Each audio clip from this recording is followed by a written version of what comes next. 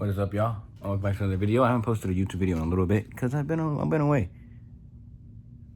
This pimple has been bugging me, but I'm gonna go very, very spiritual, and it's gonna be hopefully understandable in a sense because consciousness is kind of a funny thing.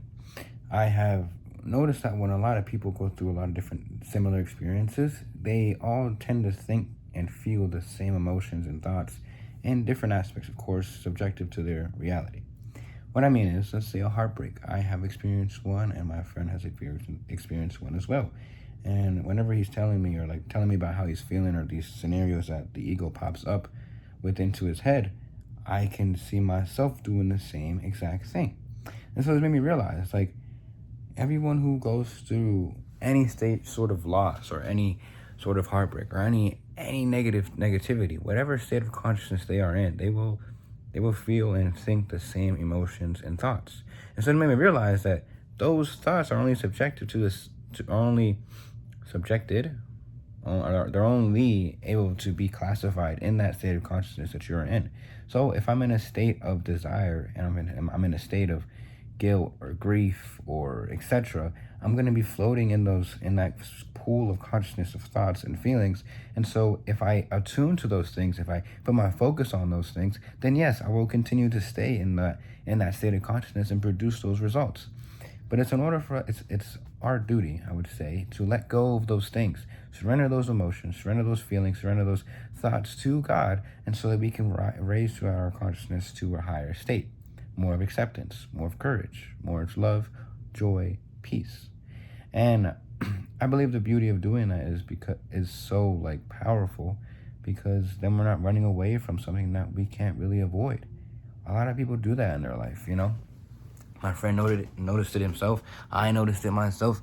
I started posting on YouTube and socials and all that just because I was running away from somebody, just because I wanted validation from somebody. And despite how much success I got, I never felt like I was good enough because, well, I didn't feel like I was good enough within, because I was always relying on someone else's validation to make me feel like I was worthy, to make me feel like I was enough. And it was because of the state of consciousness I was in. I was in a state of desire. And you see this everywhere you look. It's hard not to point fingers. It's hard not to assume. But I don't know what to do. I see it in a lot of people that I once looked up to, or people who are in the same sort of space. And I noticed that they are all in that sort of same state, where they desire, where they're running away from something, where they're in fear, where they're just in those lower states of consciousness. And yes, they may get the external results, but at the end of the day, they still feel so empty. They still run away. They still escape. They still suppress. And I don't think that's how life should be lived. At least, of course, my belief. I feel like if we're able to let these things go, let God know that we can trust in Him and have faith in His plan, then we can live a life much more filled with peace, love, and joy. All that feeling of loss, all that feeling of guilt, fear, the pride, the anger, can just be simply let go of, understanding that it's just this ego within ourselves trying to protect, control, and predict what might happen. And so if we can continue to surrender these things, then I believe we can find this ultimate truth within ourselves. We can be guided by God's will, guided by God's plan, and attuned to His plan, His alignment. And I think that's how you can live life in an easier state. But it's up to you to realize that those thoughts, those negative feelings that you are feeling, it's nothing new. It's all just in a warp of consciousness. It's all that story that's been playing inside of your body for so long. And it's up to you to stop resisting them. It's up to you to stop fighting those things. It's up to you to stop running away, stop suppressing, and simply let them be. Sit in your room for a little bit. Maybe you have to cry. If you have to cry, you cry. I've cried myself, and I thought I wasn't supposed to.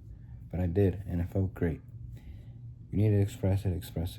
I feel like crying is one of the best ways to do it. Anger and all that, I don't know. But if you can let those things go, let them go. Because if you express too much, let's say you get pissed off out of nowhere, then you're giving you're giving it more life. But I think crying is the only way I feel like it's the best way to express. It's more like you're hopeless and you're looking up to God. That's what I would do. If you are crying, if you are angry, you go straight to God. How about that? We'll find a compromise there. But yeah, God bless. I hope this helped. I hope that made sense. And talk to God about it, guys.